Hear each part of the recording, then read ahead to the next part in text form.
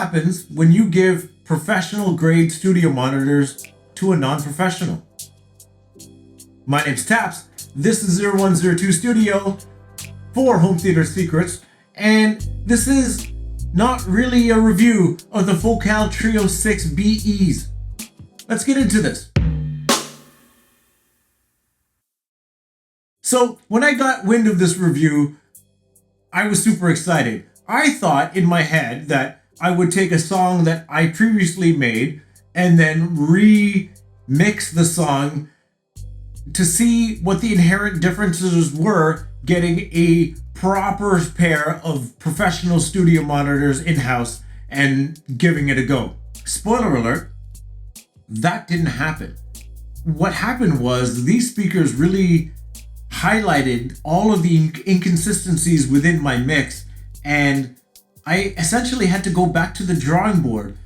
I never finished the new song because I'm still working on it, because I'm able to hear better all of those inconsistencies, and I have a long way to go now in my music journey or music making journey because of these speakers. So thanks, Focal, I guess.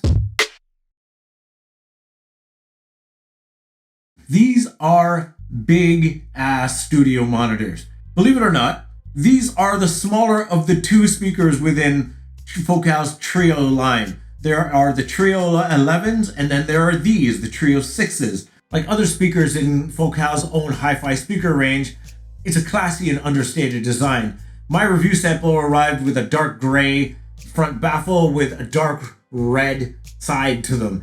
Essentially, the Trio 6 is a three-way speaker design with a tweeter, a mid-range, and a bass driver. It can, however, be configured into a two-way design via focus mode, which deactivates the bass driver and just reconfigures the crossover to only have the mid-bass and the tweeter active. The box itself is made from 22mm MDF. There are two 8.5-inch openings on the front of the speaker, one which houses the bass driver and one which houses the tweeter and the mid-bass driver. On either side of the mid-bass driver are two bass reflex ports. These speakers can be positioned both horizontally and vertically, and what you can do is you just take one of these Allen key things that are supplied, unscrew the bolts on the front face, grab the bass reflex ports, and turn the entire housing so you can have the tweeter on top and the mid-bass below. For optimum listening, if you're sitting about 1.5 meters back, according to Focal, the best way to have these set up is to have the mid and the tweeters on the outside, so the opposite of what this is. And then if you're listening at a greater distance, you have them positioned like this. The mid-bass driver is housed in its own isolated chamber to prevent any sympathetic activation of any of the other drivers in the speaker cabinet. Pretty cool. The cones of both the mid-range and the bass driver are built of Focal's own proprietary glass fiber foam sandwich composite. The tweeter itself is a beryllium dome inverted tweeter, which is seen across a lot of Focal speaker lineups. Beryllium's really hard to say with braces on. On the back, you can see it's completely heatsink free. There is an XLR input, and then I can never get this right, potentiometers. You can adjust the EQ, and there's a notch EQ on the back here too. You have to access them with like a screwdriver because they are recessed within there. And there's also two inputs here for the foot switch and daisy chaining the speaker together. Now about that foot switch, that's what this is. I never had one before. And it's not included with these speakers. And for speakers that cost about $3,000 each, you'd think that like a $20 foot switch would be something that they supply. I'm assuming that they're assuming that professional music makers would have one of these handy because they might have guitars in-house or something. I don't. So I had to pick one of these up, and outside of these speakers, I have no real use for this at all. What you do for focus mode is you connect this to the speaker, and then you daisy chain this speaker to that speaker, and you click this button, or you use your foot to hit this button, and it activates focus mode and it turns off the bass driver, and you have these two drivers to play with, and then you get focus mode in all its glory. However, to deactivate focus mode, clicking this again doesn't deactivate it. What I found I had to do is I had to just disconnect the cables from the speaker, and then I'm back to full range mode, which is kind of dumb. I would think that there's maybe a better solution than having to get a foot switch. I'm no engineer, but couldn't there just be a button or an app or something that you can just activate focus mode and deactivate focus mode? Why do I have to get a foot switch? So it turns out that's not entirely accurate.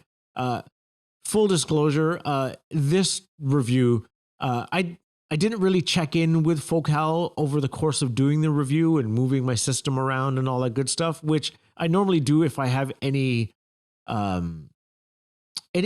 problems or if something's not quite working. I normally do check in with the manufacturer of just like, hey, what's up with this? I didn't do that for this one. And all of my home theater secrets reviews do get fact checked by the brand that's in question. So the Paradigm speaker review, they got to see the video before it gets published, and the same with this one. And so Focal, when they saw the segment about the foot switch, or the one that I interrupted with this video, they said, actually, let me just refer to my email because I'm going to get this wrong. The type of foot switch required is a latching foot switch, and that allows the focus mode to work properly. They recommend the Boss FS5L or the Hosa FSC 501. The manual didn't specify any of this, and the team of Focal has recognized this and has promised to further clarify this in the manual going forward.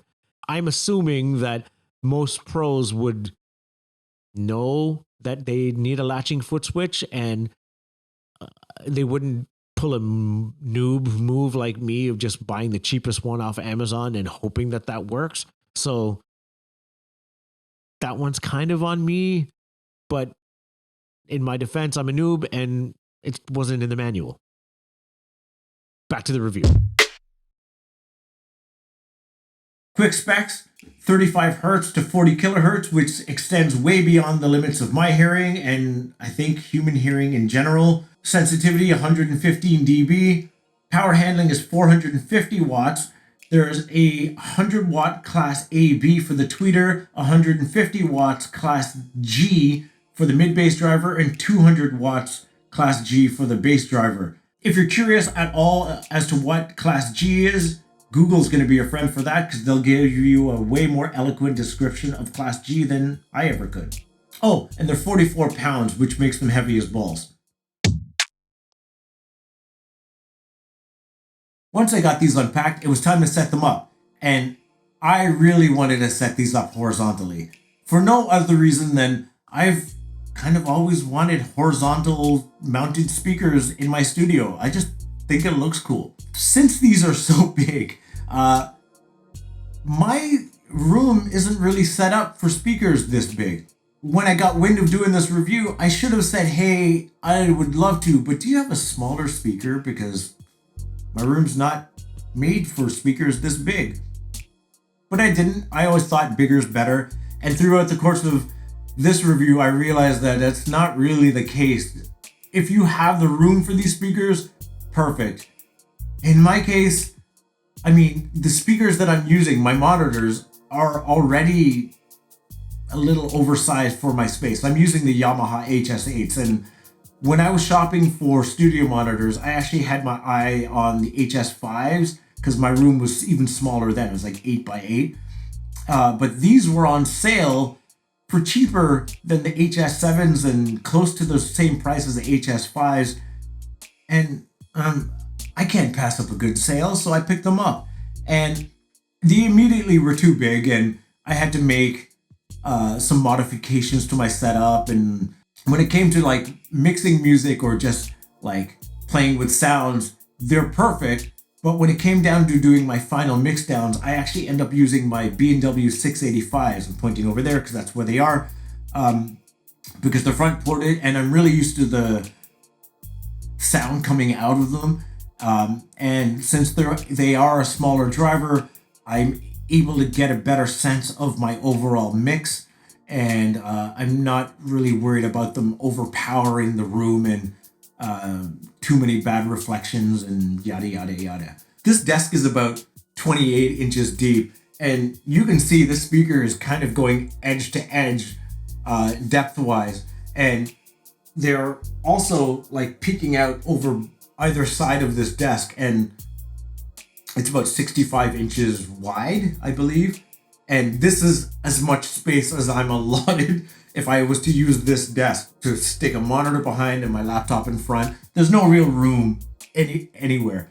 My work desk is wider than this desk, which allowed me to have these pushed a bit further away and to give me a better soundstage. However, having these speakers set up on my desk forced me to sit on a couch a few feet back away from my desk and just using my laptop that way, which wasn't really conducive to getting any really good work done. I missed having my monitor connected to my laptop.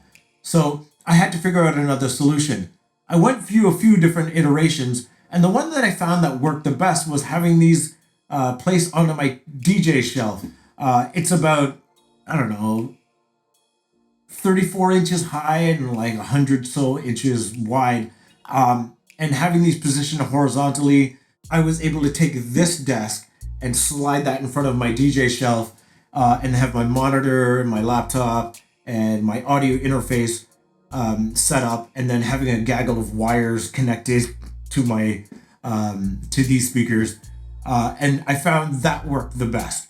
Focal states that if you're going to be sitting at a distance of about 1.5 meters away from the speakers, that you need to have these speakers set up opposite the way I have them set up. You need to have them so that the mid bass and the tweeter are on the outside, and the bass driver is towards the inside to give you a proper dispersion of sound and a proper sound stage.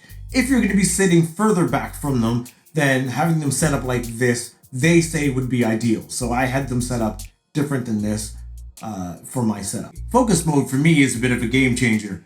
When it's activated, the bass driver is turned off, and then the speakers automatically revoiced so that the mid bass and the tweeter are in a range of 90 hertz to 20 kilohertz. So you get a narrower sound stage overall. Focal states that focus mode is a way for you to see how your mix translates on bass challenge systems.